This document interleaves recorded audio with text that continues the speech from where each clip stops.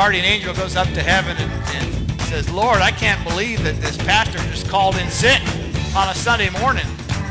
You've got to punish him for that. God said, oh, don't worry about it.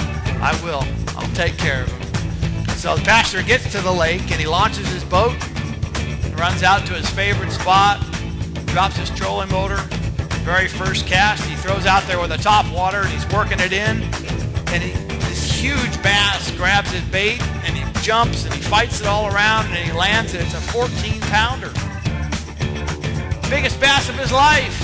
And the guardian angel just can't believe it. And the guardian angel goes back to heaven and says, God, I thought you were going to punish him.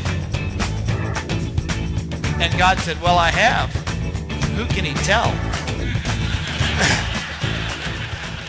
Another big stringer. I'm still leading the tournament. And I got back to my room that night and I thought to myself, you know,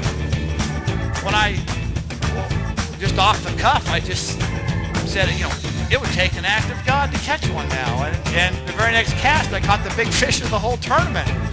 And it was like, wow, I mean, I give God a chance to show his power on international TV, and he took it, you know.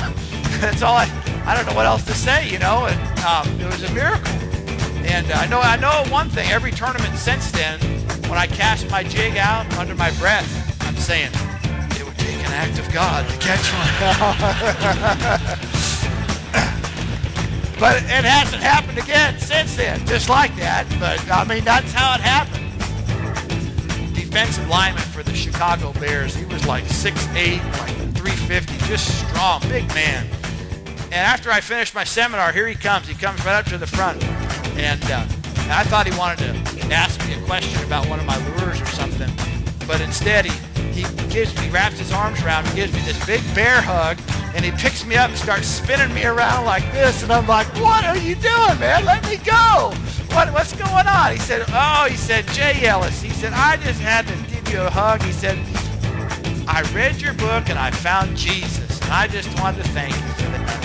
And let me tell you something. That is a total God thing, because how could God use a little old fisherman like me at the time I lived in Tyler to reach a gentleman like in Chicago, Illinois with the gospel and have get saved? I mean, that's just crazy. I mean, something that I never even dreamt of writing a book to begin with. So that was, you know, if you'll just,